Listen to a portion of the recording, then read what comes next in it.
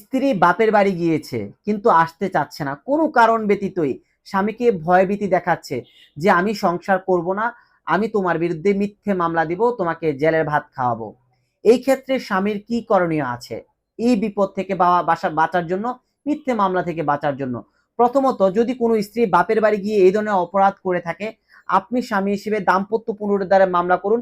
তখন সে মিথ্যে মামলা করলেও আপনি বলতে পারবেন যে আমি দাম্পত্য পুনরুদ্ধারের মামলা করেছি, আমি কিভাবে তাকে অত্যাচার করব।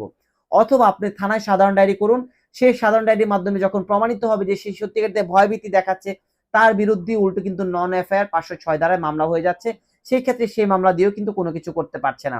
অথবা আপনি 107 ধারার মামলা দেন, যেখানে এই আপনার যে স্ত্রী তার বাপের বাড়ি থেকে এসে মুচলেখা দিয়ে যাবে, আপনাকে আর কোনো ভয়ভীতি দেখাবে না।